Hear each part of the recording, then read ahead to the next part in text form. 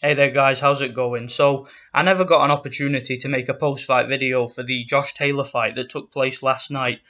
Josh Taylor destroys Ohara Davies in 7 rounds in a spectacular performance, exceeding expectations.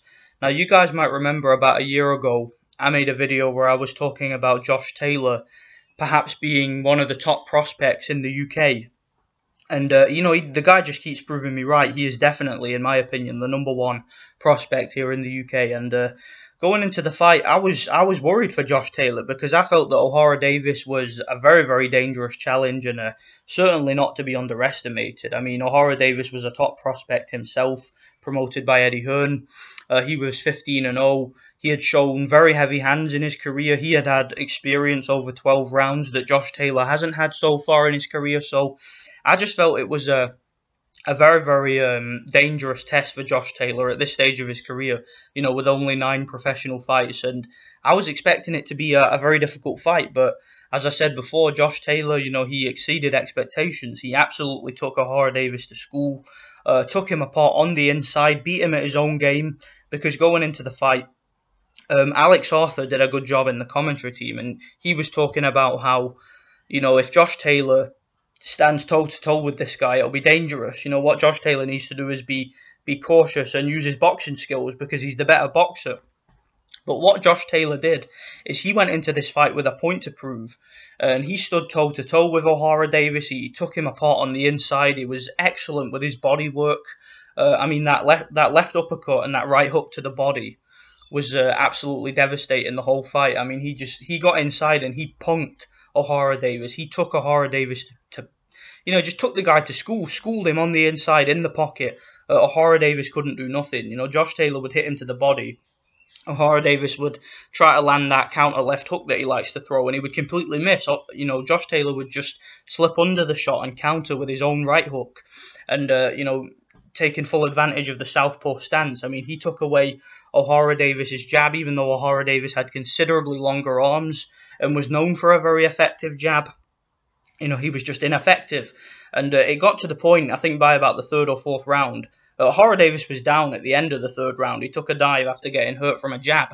But Ohara Davies decided to just throw caution to the wind and tried to slug it out with Josh Taylor and tried to drag him into a fight. And he was really starting to load up on punches. And that just gave Josh Taylor more of an incentive to stand in close and avoid the wide shots and counter with uppercuts and stuff on the inside. And he completely took Ohara Davies apart. In the 7th round, Josh Taylor landed a counter right hook coming off the ropes, which dropped Ohara Davies. Ohara Davies got up, and when Josh Taylor pursued the attack, Ohara Davies turned his back and just gave up. He'd said, "I've had enough." He quit the fight. Josh Taylor, as you're supposed to, because as they say, protect yourself at all times. He went for the finish. He knocked Ohara Davies into the ropes, and the referee realised that Ohara Davies wanted out of there, so he just pulled the plug on the fight. He ended it. Excellent performance.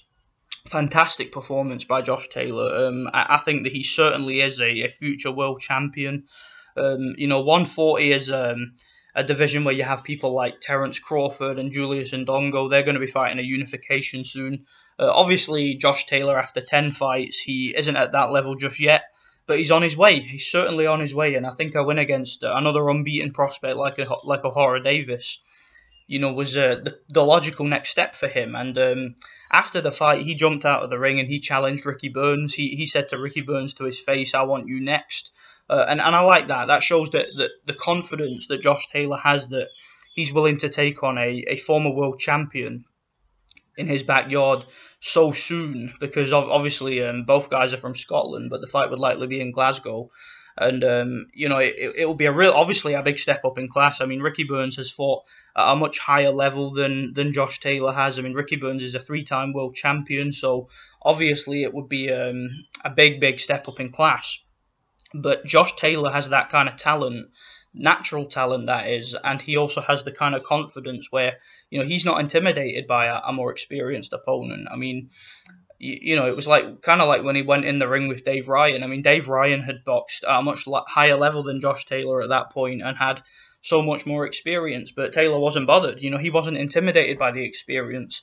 He just went in there and took the guy apart. So yeah, clearly Josh Taylor, man, the guy's a future world champion. As long as Barry McGuigan and whatnot manage him properly and don't, just you know, don't throw him into a Terence Crawford fight or whatever too soon over in America. Just keep building his confidence, because, like I said, the guy's only had 10 fights. So, try and get that Ricky Burns fight, maybe a fight against Willie Lemon, someone like that, and build his brand over here in Scotland. And I think that he certainly will be a future world champion. I've no doubt about it. So anyway, let me know what you guys think. What did you think of the fight? Thanks for watching.